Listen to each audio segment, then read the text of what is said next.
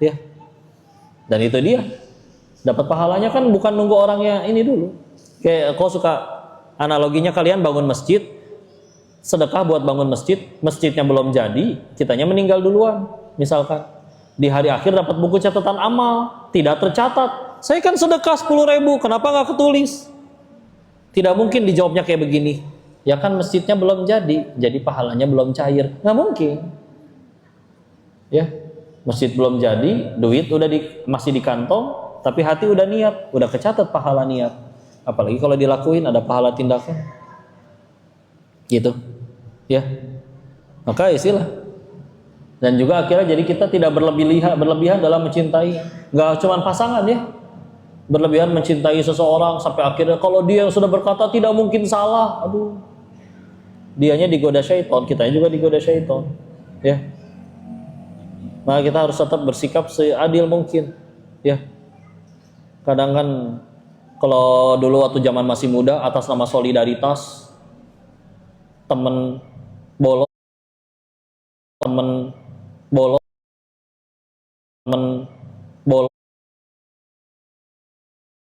kita ikut baik, jelas-jelas dia salah tapi tetap dibela karena biar gimana kita kan bro, kita kan sahabat ya, nggak bisa ya.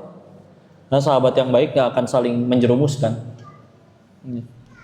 Cintai siapa saja tapi kamu pasti pisah sama dia ya. Kalau pengen nggak pisah-pisah nanti di surga. Makanya cara terbaik untuk nyayangin seseorang adalah ngajakin dia ke surga. Makanya yang pacaran-pacaran itu omong kosong. Karena kalau beneran sayang, ya sudah, lakuin jalan untuk sampai ke surga. Nah ini pacaran kan bukan jalan ke surga. Ngakunya sayang, tapi nggak ngajak ke surga. Ngajaknya ke hotel kan salah, ya. Jadinya omong kosong. Ya, hati-hati. Ada buaya hijrah, ada playboy syariah. Ya, di luar sana. Hati-hati ya. 2 spesies. Hati-hati kesal sama suami, reunian ketemu mantan, hati-hati. Tahu-tahu tengah malam ada WA misterius.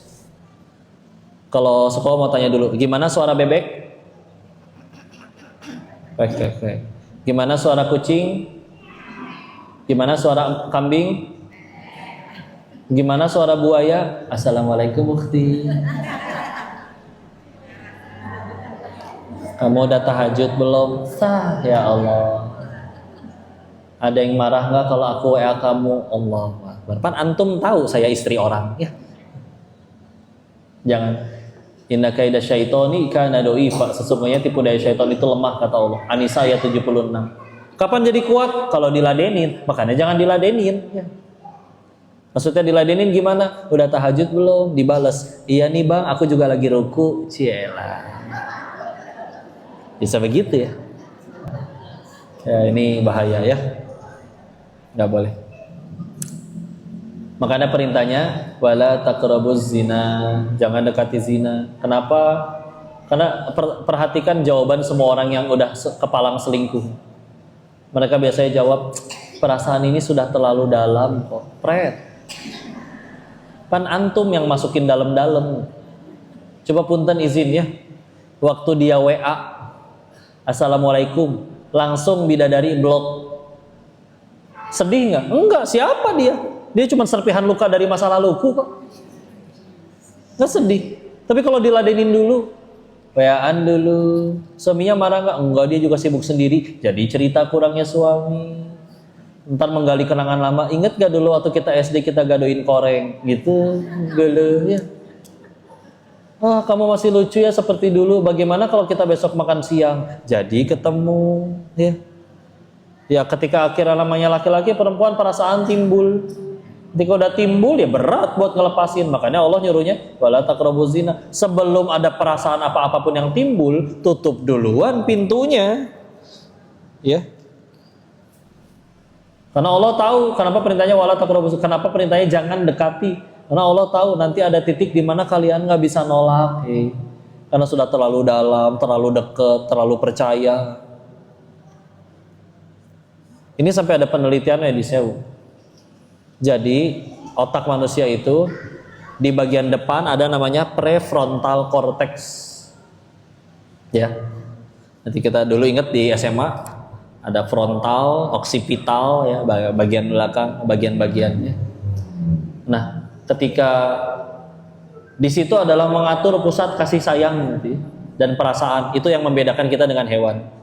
Di situ wanita akan bisa melakukan segala-galanya demi yang dia sayang ketika satu hal, dia mendapat istilah zaman sekarangnya love bombing, dapat bom cinta. Jadi dia benar-benar diperhatiin, disayangin, diingetin makan, dikasih perhatian, wah dapat cinta yang banyak sekali.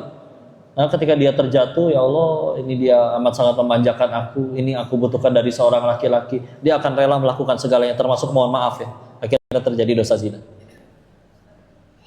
Laki-laki beda, dia baru mau melakukan segala-galanya untuk seseorang, dia harus menunggu komitmen. Dan tidak ada komitmen yang paling kuat selain pernikahan. Mitsaqon ghalidho, perjanjian yang kuat dengan Allah itu, ijab qabul. Makanya kadang kalau misalnya ngelihat yang mudanya bandel, begitu dinikahin dia jadi pria bertanggung jawab.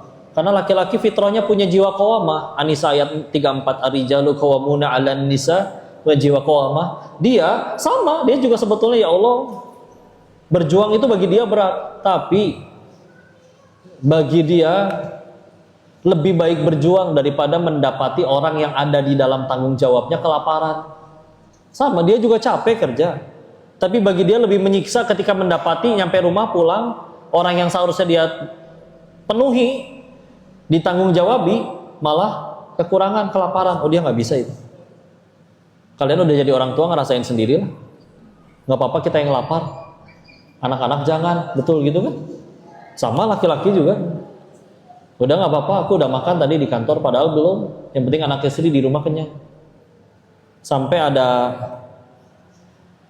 dulu ada petugas KPK yang disiram air keras matanya, Novel Baswedan.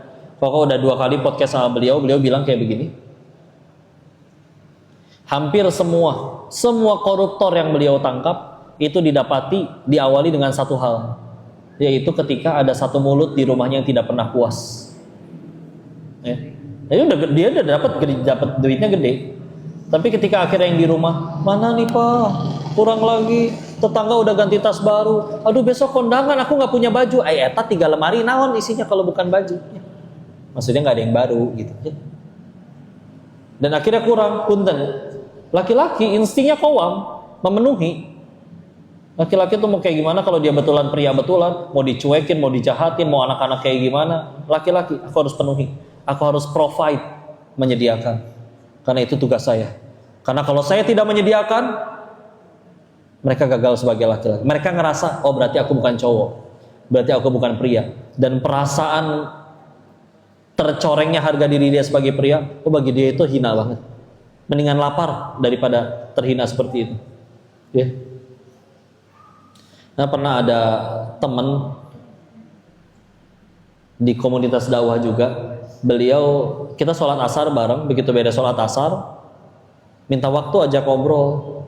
Pas ngobrol tahu-tahu nangis, karena waktu itu kondisinya dia 2 tahun usahanya bangkrut dan nyari kerjaan belum dapat lagi, sampai akhirnya mau nggak mau selama 2 tahun istrinya yang kerja dan nafkahin suami dan anak-anaknya 2.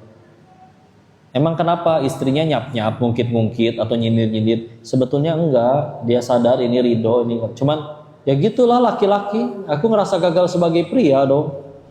Harusnya aku menyediakan, aku malah disediakan. Lihat, bagi dia itu penyiksaan.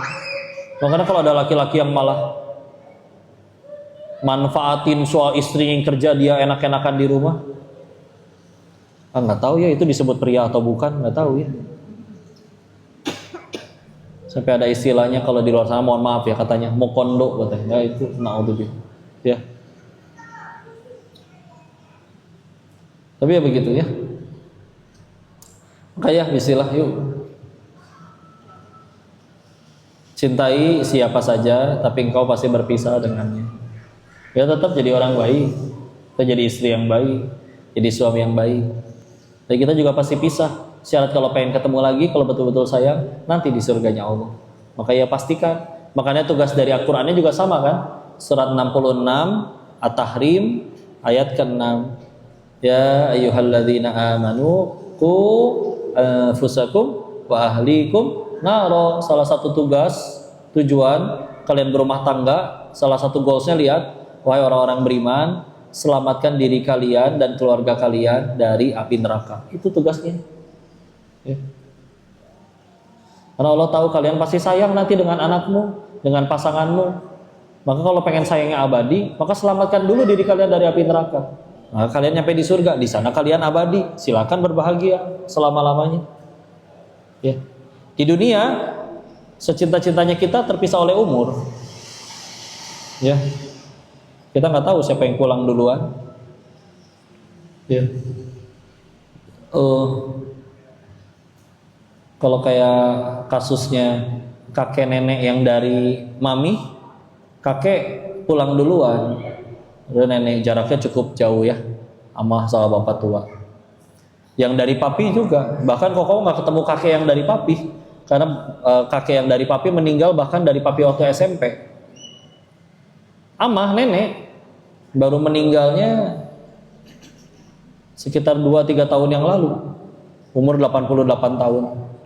Waktu itu kakek umur 40 tahunan udah meninggal. Berarti bertahan dulu 40 tahun tuh terpisah, ya. Nggak tahu umur kan, nggak bisa. Tapi kalau dua-duanya sama-sama bertakwa, bismillah. Ya kita berusaha jadi suami yang bertakwa, jadi istri yang bertakwa. Siapapun pergi duluan, ya udah namanya pergi duluan. Tugas kita tinggal nyusul ke tempat yang sama, udah gitu aja. Ya. Cintai siapa saja, tapi kau pasti berpisah dengannya. Juga berarti jangan berlebihan mencintai. Karena ada aturan dalam mencintai ya. Lihat Quran surat 9 At-Taubah ayat 24. Coba dilihat.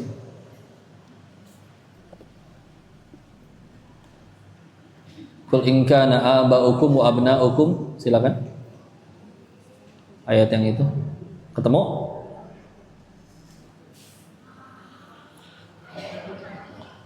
Kalian boleh mencintai yang 3, mencintai yang 8, tapi jangan lebih kalian cintai daripada yang 3. Silakan kalau pengen dibacakan. Ya, surat 9 At-Taubah ayat 24. Qul in kana aba'ukum wa abna'ukum wa ikhwanukum wa azwajukum wa ashiratukum wa amwalun iktaraftumuha wa tijaratun takhshawna kasadaha wa masakinu tardawnaha ahabba ilaikum minallah wa rasulih wa jihadin fi sabilih. Silakan, ada yang baca terjemahannya.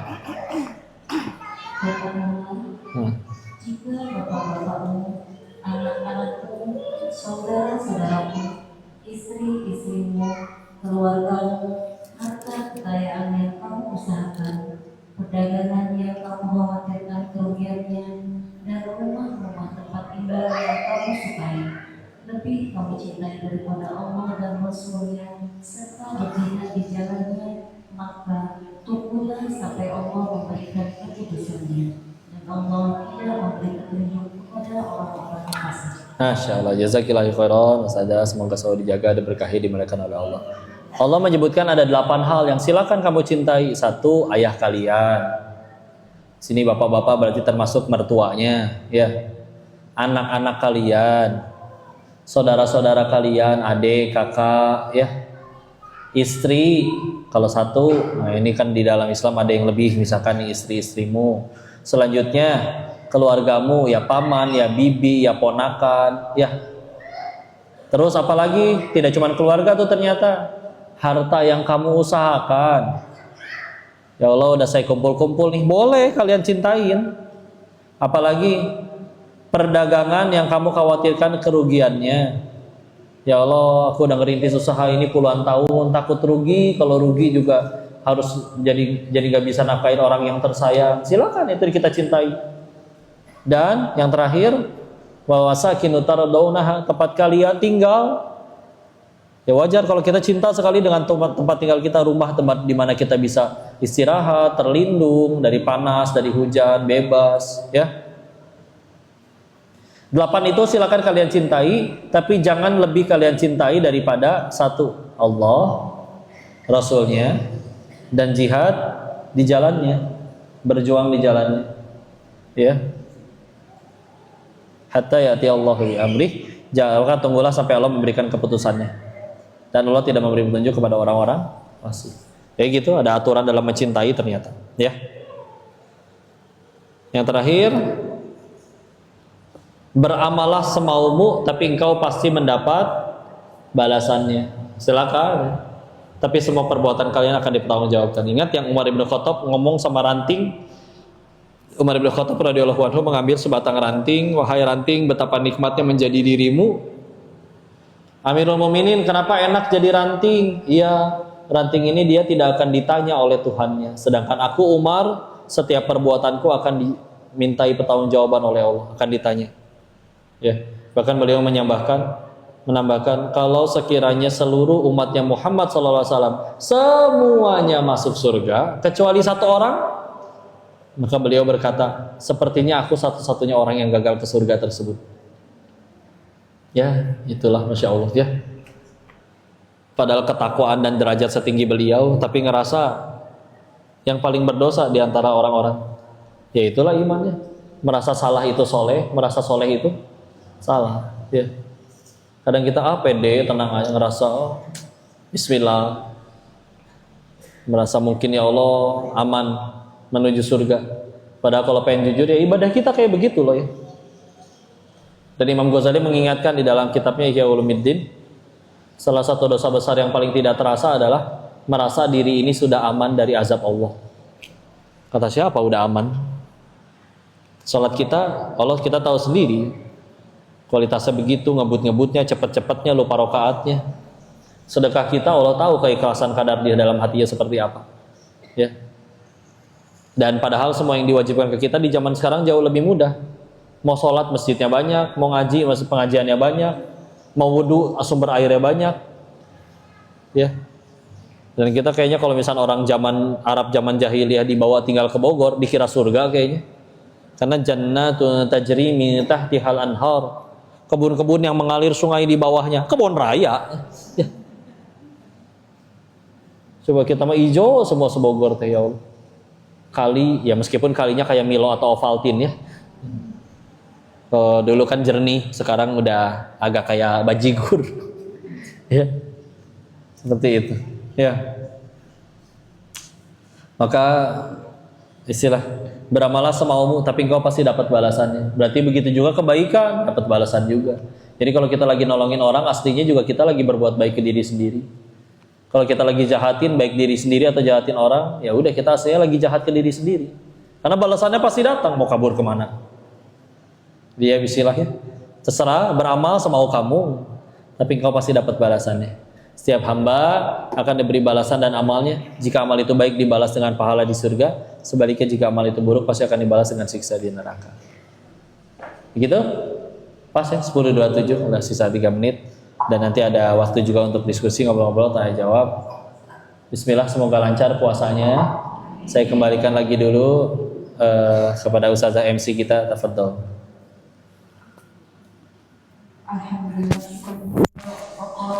Masih jelas suaranya ya? Semoga kita semua bisa mengamalkannya dan tentunya yang tersebut menjadi amal baik dan juga akan menjadi berkah keluarga. Amin. Amin ya Allah. Mic-nya lagi aman banget. Kadang tahu-tahu nggak bunyi, nggak kedengeran. Setelah sepanjang kajian, nanti insya Allah setiap kali kajian di live-in ya, silakan. Yuk, Ramadannya TikToknya lebih banyak dipakai ngaji ya, mudah-mudahan. Jangan cuma dipakai scroll-scroll asal aja. Malaysia, assalamualaikum, masya Allah. Bu Eci, minta tolong dibantu. Terima kasih atas waktu yang telah diberikan. Bismillahirrahmanirrahim. Assalamualaikum warahmatullahi wabarakatuh. Waalaikumsalam warahmatullahi wabarakatuh. Kalau hari ini Koko siang syuting di TV One ya, jadi kayaknya nggak live. Tapi besok subuh akan live lagi insya Allah. Mendapat WA tentang salamnya. Salamnya itu Isi WA-nya gimana? askum. Askum. Oh, disingkat. Ya, atau Ya. as. Ya. Apakah saya boleh menjawab salam seperti itu? Sedangkan saya